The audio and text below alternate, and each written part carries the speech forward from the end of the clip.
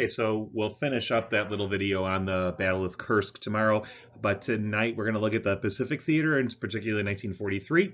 So after the Battle of Midway that took place, that kind of holds the line of the expansion of the Japanese Empire, the Pacific kind of goes into a stasis mode. There's no large-scale naval battles that take place. Japan, because the United States is trying to increase the production of ships and get our planes up to going, and as well as having trained crews. So again, going back to those years going into the war, the United States was really not prepared for it. We had kind of been in that mode of disarmament, and we had not had an army or navy to the great extent. So it takes us a while to gear up our production. It takes us a while to gear, not so much the production, we're able to do that very quickly. It's getting trained crew members aboard those ships and making sure they're ready to roll. So that takes us a while to do. During the course of the time, though, as the United States is gearing up, Japan is falling down. I've said this numerous times. They don't have the industrial capacity to have the turnaround time of building their ships, of building their equipment. They also don't have the ability to train their crews very well, and the naval resources, meaning the steel, meaning the oil, and everything else that's going to power them, that's all imported. So if we can hold the supply lines against them, they can't be running what they need to do for their war machine. Because let's keep moving ahead with the theater here. So in February, the Japanese are defeated at Guadalcanal. Guadalcanal is again on that northern borderline area of Australia, so stopping the Japanese there kind of ceases their movement south, and removing them from that moves some of the threat to Australia. And the American forces then begin to develop a strategy of leapfrogging or island hopping, where they are going to not look at the most heavily fortified posts that the Japanese have. They're not going to target those, but they're going to capture the nearby islands. So if it's a heavily fortified area, they're going to look at the islands that are nearby that, because what you can use those nearby islands is to establish airfields. And by using those airfields, you can then run bombing raids on the Japanese posts. So using less defended areas of the Japanese forces to use that against them. So not going right after the major stations where the Japanese are, but taking smaller pieces and using those smaller pieces to our advantage. The mastermind behind island hopping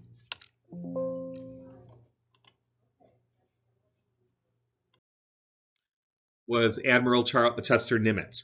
So Nimitz was the commander-in-chief of the United States Pacific Fleet and the commander-in-chief of the Pacific Ocean area. So he was the overall commander of the naval operations in the Pacific during this time.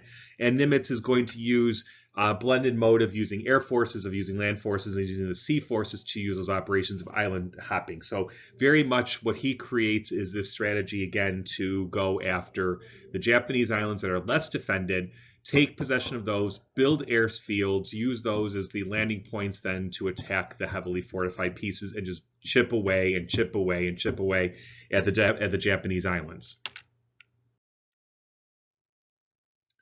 In June of 43, the United States launches Operation Cartwheel, which are an invasion plan to recapture the Solomon Islands and New Guinea. So again, those islands that are to the north of Australia, recapture those. Those are key islands because they contain a large amount of rubber.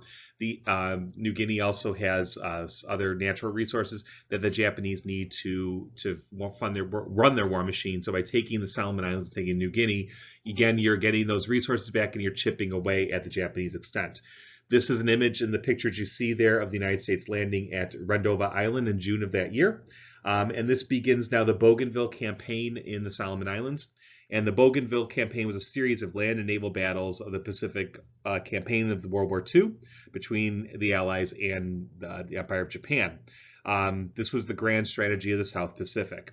It took place in the Northern Solomons in two parts. The first phase, Americans landed troops and held the perimeter, went from 1943 to November 44. The second phase is going to take after 1944. During the course of this operation here, the United States lost just over 1,000 killed and about 2,100 were wounded. And they used these landings at Rendova, the drive on Munda Point, and the Battle of Munda Point to secure a secretly constructed Japanese airfield at Munda and the rest of the New Georgian Islands group. So again, by doing this, you're taking these forces away from the Japanese and putting them to use for the Americans. In November of 73, from the 20th through the 23rd, the Battle of Tawawa, which is in the Gilbert Islands. So here on the map, you could see it circled right over here.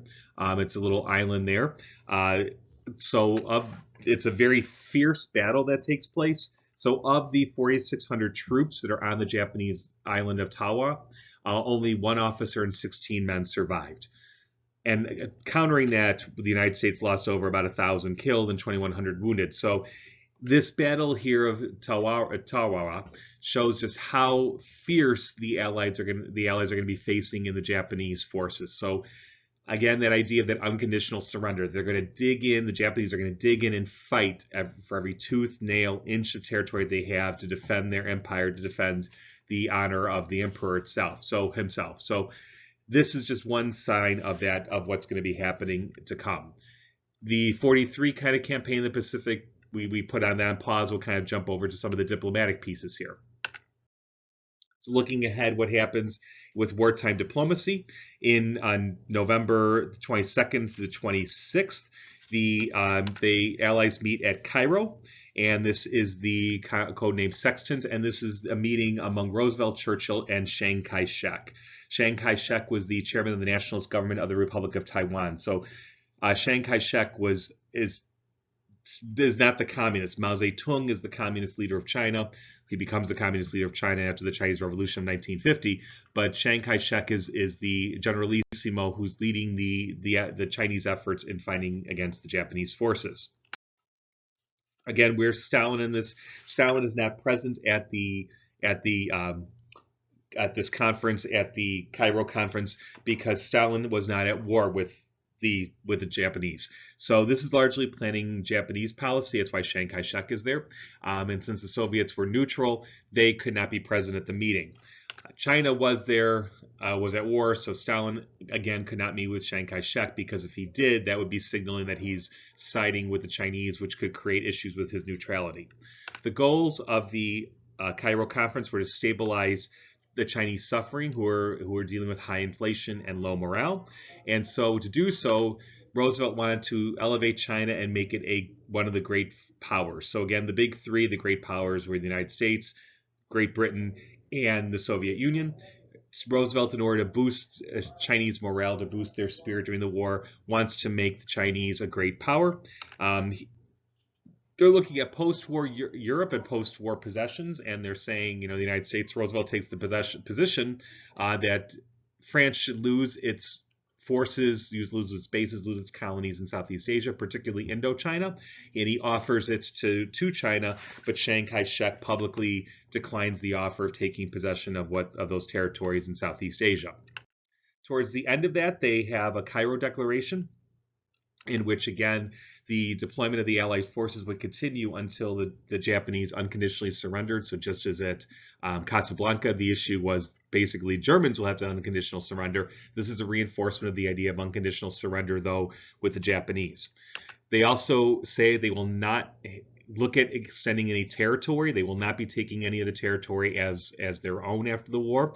It's kind of returning it to an antebellum status quo, so the status of the forces before the war. Japan will lose everything that it seized or occupied since World War I, and everything it took from China would be restored back to its proper position in China. And the last piece, the Cairo Declaration, with that Korea would be granted its independence. So those are the pieces of the Cairo Declaration. Now, Cairo is leading to, there's a conference in Cairo in Egypt in that late November, because that's kind of the prelude to Churchill and Roosevelt continuing further east and meeting with Stalin at Tehran. So this is codename Eureka, and you can see it's November 28th through December 1st. So it's immediately following the Cairo conference. So Cairo, again, is Churchill, Roosevelt, and Chiang Kai-shek. Stalin's not there, but Stalin shows up at the the Tehran Conference later on that month. And it's the meeting when the big three meet for the first time. It's when actually Roosevelt, Churchill, and Stalin see each other there. So all the other meetings, you had pieces of the alliance. Churchill had been meeting with other officials. Churchill was somebody who loved to travel. This was his 8th meeting with Roosevelt, and he had spent 5 times in North America. He went to Africa twice, and he even went to Moscow and had 2 meetings with Stalin. Stalin did not want to leave Moscow itself because obviously the tensions with the war, and Stalin truly hated traveling by air. He was deathly afraid of traveling by plane. He was afraid there would be an accident, he would be killed, so he was terrified of traveling by plane. So he wanted to seek an area. Tehran was not too far away from the Soviet Union, so he can get there relatively easy by rail. Roosevelt is disabled, and so Stalin's going to play this because travel is difficult. Roosevelt wanted to have Stalin travel to Cairo, but again, with the issue with Chiang Kai-shek, Stalin says, well, I can't do that. So Stalin's going to counter Baghdad, which is currently, and Basra, which are currently in Iraq, but they settle on traveling to Tehran. Again, the big theme of the Tehran Conference is going to be that second front. You know, he's seeing that the American forces are coming up through Italy, and they're being stopped in Italy. He wants that second front, and particularly in France, because if they don't get it, they're not going to alleviate the suffering on the Western Front. In exchange for that, the Americans in particular want a promise from Stalin that if they open the second front, that Stalin would join the war against Japan once Germany was defeated. So it's a kind of a trade-off. We'll give you the second front, but we need to have your assurances that when we go to war against Japan, you're going to be helping us in that conflict. And Stalin agrees to that.